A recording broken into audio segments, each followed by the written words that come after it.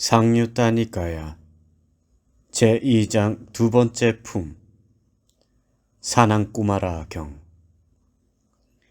이와 같이 나는 들었다. 한때 세종께서는 라자가에서 삿빈이 강 언덕에 머무셨다. 그때 사낭꾸마라 범천이 밤이 아주 깊었을 때 아주 멋진 모습을 하고 온 삿빈이 강 언덕을 환하게 밝히고서 세종께 다가갔다. 가서는 세종께 절을 올리고 한곁에 섰다. 한곁에 선 사낭꾸마라 범천은 세존의 곁에서 이 개송을 읊었다. 사낭꾸마라는 문자적으로 항상 동자인 자라는 뜻이다. 주석서에 의하면 그는 전생에 머리를 5가닥으로 따다니던 소년이었을 때 선을 닦아서 그 선의 힘으로 범천의 세상에 태어나게 되었고, 그래서 범천이 되어서도 동자의 모습을 하기를 좋아하기 때문에 항상 동자, 즉 사낭꾸마라라는 이름을 가지게 되었다고 설명하고 있다. 사낭꾸마라의 산스크리트인 사낫꾸마라는 이미 고충 우파니샤드인 찬도가 우파니샤드에서 언급되고 있으며, 인도의 대서사시인 마하바라타에서도 그는 여기서 나타나는 비슷한 개송을 읊은 것으로 나타난다. 그는 신들 가운데 부처님께 기이한 신으로 신들의 왕인 사가와 함께 자주 언급된다. 가문을 신뢰하는 사람들 가운데선 끄샤트리아가 단연 으뜸이 되고, 천상의 신들과 인간들 가운데선 명지와 실천 구족한 자 단연 으뜸이로다. 사낭꾸마라 범천은 이렇게 말하였고, 스승께서는 그의 말에 동의하셨다. 그러자 사낭꾸마라 범천은 스승께서는 나의 말에 동의하셨구나 라고 안 뒤 세종께 절을 올리고 오른쪽으로 3번 돌아 경의를 표한 뒤에 거기서 사라졌다. 대화다따 경. 이와 같이 나는 들었다. 한때 세종께서는 라자가에서 독수리봉 산에 머무셨는데 대화다따가 승가를 떠난 지 얼마 되지 않았을 때였다. 주석서에 의하면 대화다따가 승가의 분열을 획책한 뒤 왕사성의 대나무 숲을 떠나서 가야시사로 간 지 얼마 되지 않았을 때라고 한다. 그때 사암빠띠 범천이 밤이 아주 깊었을 때 아주 멋진 모습을 하고 온 독수리봉 산을 환하게 밝히고서 세종께 다가갔다. 가서는 세종께 절을 올리고 한곁에 섰다. 한곁에 선 사암빠띠 범천은 세존의 곁에서 대화다따에 관해서 이 개송을 읊었다. 마치 그 열매가 파초를 죽게 하고 그 열매가 대나무와 갈대도 죽게 하고 수태가 암노새를 죽이는 것처럼 존경은 어리석은 사람을 죽게 합니다. 율장이는 부왕 빈비사라를 시해하고 왕이 된 아자타사뚜의 후원을 얻게 된 대화다따를 두고 세종께서 읊으신 것으로 나타나고 있다. 안다까윈다 경. 이와 같이 나는 들었다. 한때 세종께서는 마가다에서 안다까윈다에 머무셨다. 안다까윈다는 마가다의 수도 라자가로부터 3가우따, 1가우따는 2km보다 조금 적은 거리임 정도 떨어진 곳에 있는 마을이다. 라자가와 안다까윈다 사이에는 독수리봉 산에서 발원한 삿빈이 강이 흐르고 있다. 그 무렵 세종께서는 지륵같이 어두운 밤에 노지에 앉아 계셨고 비가 가끔 부슬부슬 내리기도 하였다. 그때 사암빠띠 범천이 밤이 아주 깊었을 때 아주 멋진 모습을 하고 온 안다까윈다를 환하게 밝히고서 세종께 다가갔다. 가서는 세종께 절을 올리고 한곁에 섰다. 한곁에 선 사암빠띠 범천은 세존의 곁에서 이 개송들을 읊었다. 외딴 거처에 거주해야 합니다. 족쇄를 풀기 위해 유행해야 합니다. 만일 거기서도 기쁨 얻지 못한다면 자신을 보호하고 마음 챙기며 승가에 머물러야 합니다. 이 집에서 저 집으로 걸식을 하면서 감각기능 보호하고 슬기롭고 마음 챙겨서 외딴 거처에 거주해야 하나니 두려움에서 풀려나 두려움 없는 곳으로 가야 합니다. 무서운 뱀들이 기어다니고 번개치고 청둥소리 나기도 하고 칠흑같이 어두운 무서운 밤에라도 비구는 털이 곤두서지 않고 거기에 앉아 있습니다. 이것을 나는 직접 보았나니 단지 소문에 의한 것이 아닙니다. 한번 청정 범행을 닦을 때 1000명이 죽음을 벗어났습니다.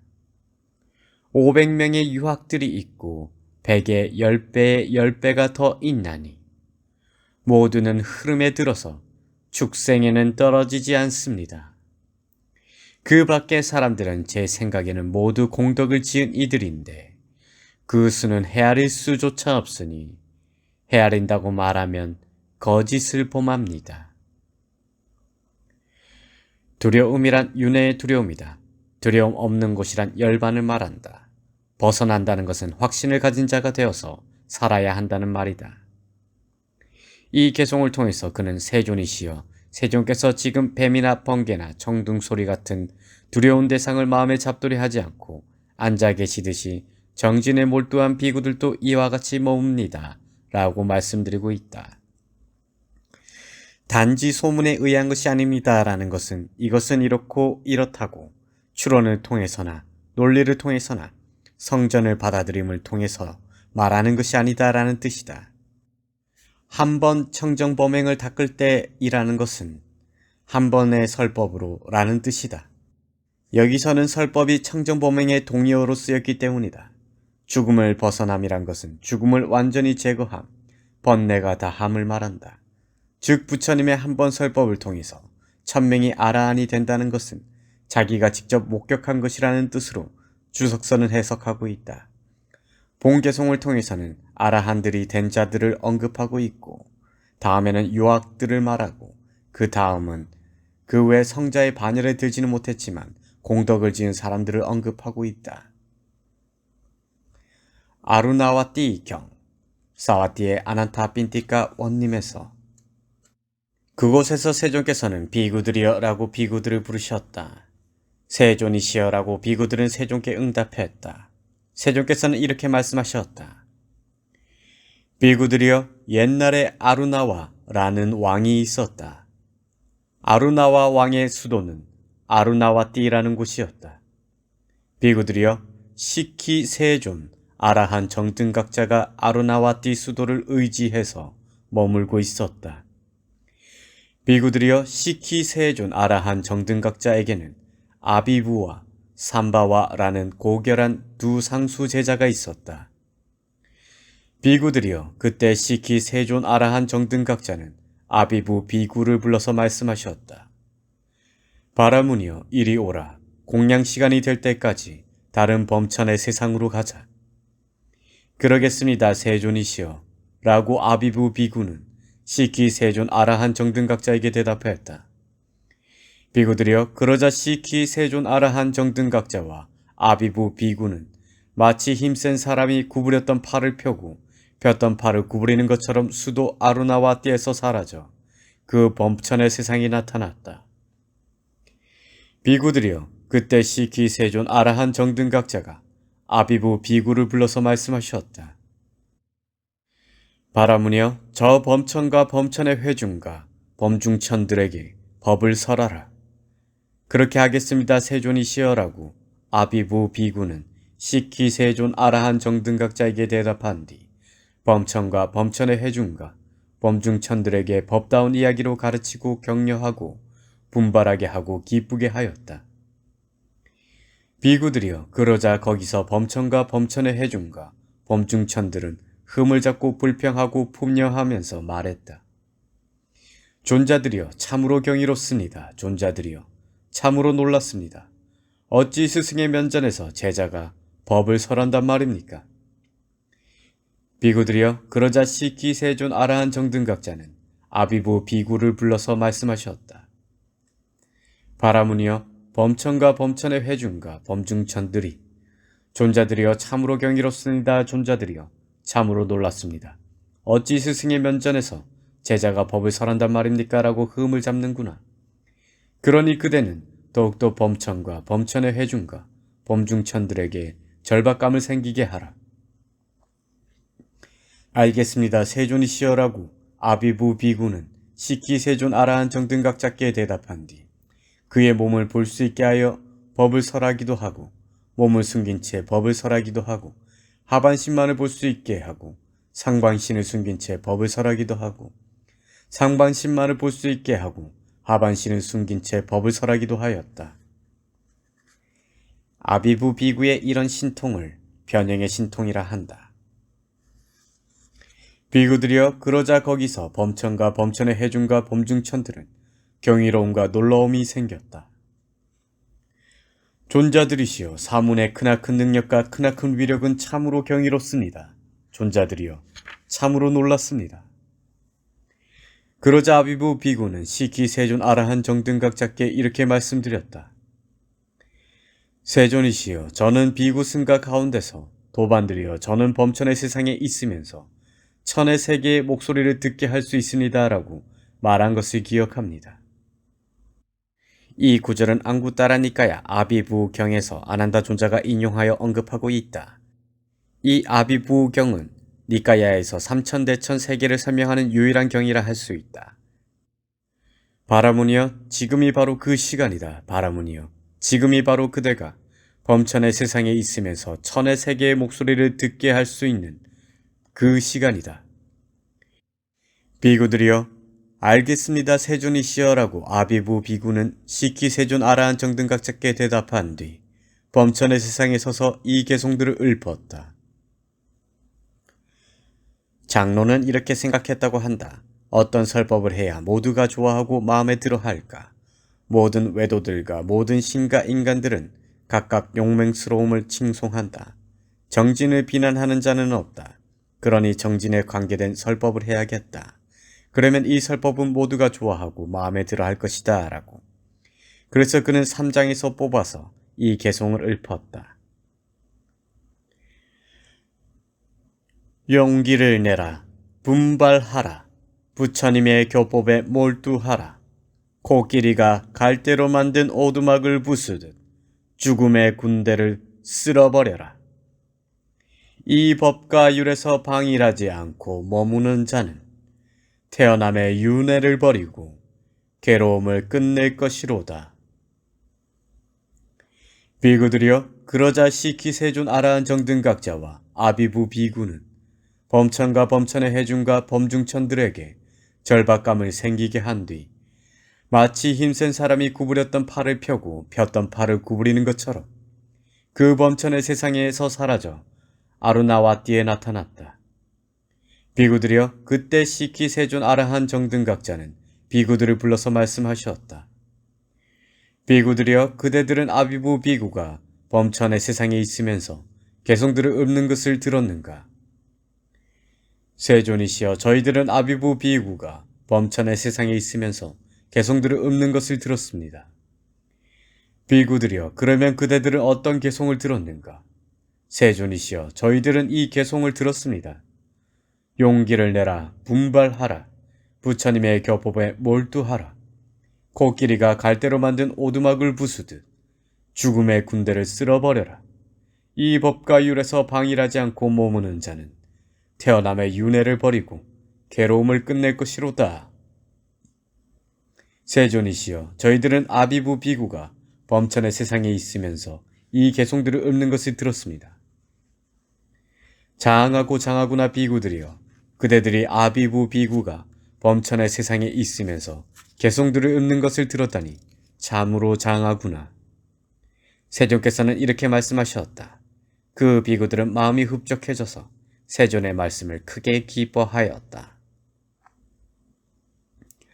반열반경 이와 같이 나는 들었다. 한때 세존께서는 꾸시나라에서 우빠와따나의 말라들의 살라나무 숲에서 한 쌍의 살라나무 사이에 머무셨는데 바로 반열반 하실 때였다.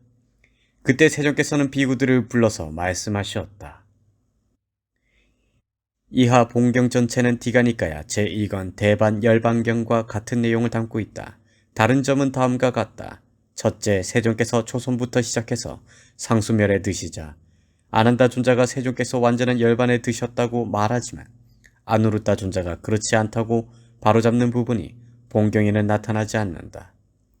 둘째, 세존께서 완전한 열반에 드시자 대지가 진동하고 번개가 치는 광경이 본경에는 나타나지 않는다. 그리고 세종께서 초선부터 시작해서 차례대로 상수멸까지 입정과 출정을 하시는데 본경에는 상수멸이 빠져 있다. 비구들이여, 참으로 이제 그대들에게 당부하노니 형성된 것들은 소멸하기 마련인 법이다. 방일하지 말고 해야 할 바를 성취하라. 이것이 열애의 마지막 유훈이다. 이 말씀은 부처님의 최후의 유훈으로 모든 불자들 가슴에 남아있는 말씀이다.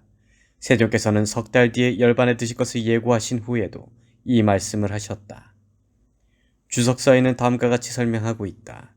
방일하지 말고 해야 할 바를 성취하라는 것은 영민함, 알아차림을 수반한 마음챙김으로 모든 해야 할 바를 성취하라는 말씀이다.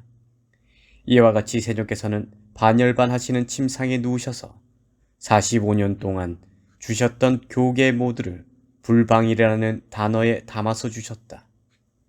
복주서에서는 그런데 이것은 뜻으로는 지혜를 수반한 마음챙김이다. 여기서 마음챙김의 작용은 굉장한 것이기 때문에 그래서 영민함을 수반한 마음챙김이라고 설명하였다. 전체 부처님의 말씀을 다 포괄하고 있기 때문에 불방일이라는 단어에 담아서 주셨다고 설명하고 있다. 여기서도 보듯이 불방일과 동의어인 마음챙김이야말로 부처님 45년 설법을 마무리하는 굉장한 가르침이라고 주석서와 복주서는 강조하고 있다. 불방일, 즉 알아차림을 수반한 마음챙김으로 성취해야 할 것을 성취하라는 것이 세종께서 마지막으로 하신 말씀이다.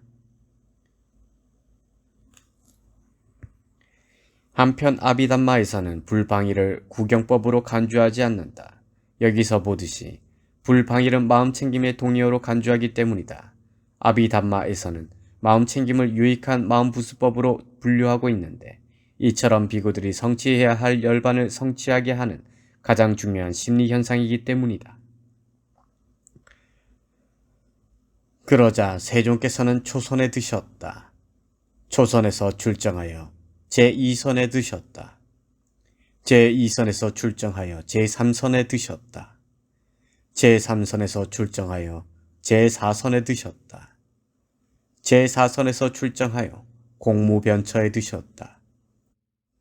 공무변처의 증득에서 출정하여 식무변처에 드셨다. 식무변처의 증득에서 출정하여 무소유처에 드셨다. 무소유처의 증득에서 출정하여 비상비비상처에 드셨다. 비상비비상처의 증득에서 출정하여 상수멸에 드셨다. 본경에는 대반열반경의 말미에 나타나는 다음 구절은 나타나지 않는다. 그러나 아난다 존자는 아누르타 존자에게 이렇게 말했다. 아누르타 존자시여, 세종께서는 반열반 하셨습니다. 도반 아난다여, 세종께서는 반열반 하시지 않았습니다. 상수멸에 드신 것입니다. 그러자 세종께서는 상수멸의 증득에서 출정하여 비상비비상처에 드셨다. 비상비비상처의 증득에서 출정하여 무소유처에 드셨다. 무소유처의 증득에서 출정하여 식무변처에 드셨다. 식무변처의 증득에서 출정하여 공무변처에 드셨다. 공무변처의 증득에서 출정하여 제4선에 드셨다. 제4선에서 출정하여 제3선에 드셨다. 제3선에서 출정하여 제2선에 드셨다. 제2선에서 출정하여 초선에 드셨다. 초선에서 출정하여 제2선에 드셨다. 제2선에서 출정하여 제3선에 드셨다. 제3선에서 출정하여 제4선에 드셨다. 제4선에서 출정하여 바로 다음에 세종께서는 반열반 하셨다. 세종께서는 반열반 하시자 반열반과 함께 사암파티 범처는 이 개송을 읊었다. 세상의 모든 존재들은 필경에는 몸을 내려놓는구나. 이 세상 그 누구와도 견줄 수 없는 스승. 힘을 갖추셨고 완전하게 깨달으신 열애. 그분도 이처럼 완전한 열반에 드시는구나.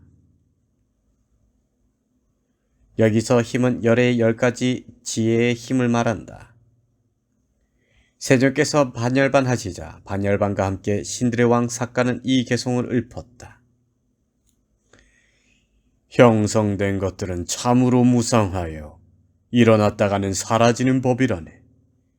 일어났다가는 다시 소멸하나니 이들의 가라앉음 진정한 행복일세.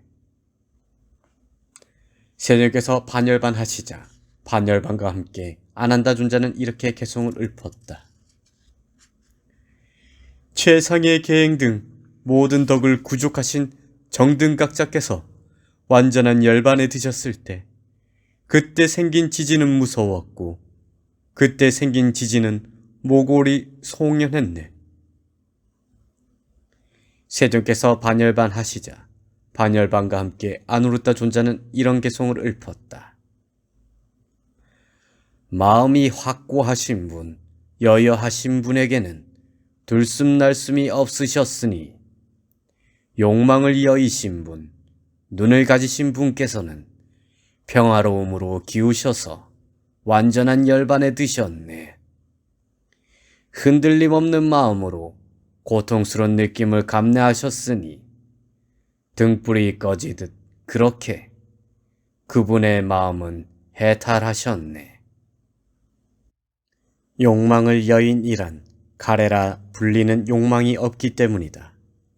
평화로움으로 기운이란 무여열반으로 기운, 조건한 의지한이라는 뜻이다. 눈을 가진 분이란 5가지 눈을 가졌다는 말이다. 반열반 하셨다는 것은 오온으로부터의 완전한 열반을 통해서 반열반 하신다는 것을 말한다. 여기서 해탈이란 어떤 법에 의해서도 방해받지 않는 해탈이다.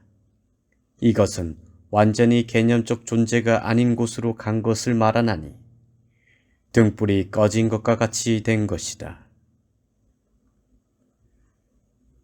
범천상류따 제2장 2번째 품을 마칩니다. 범천상류따를 마칩니다.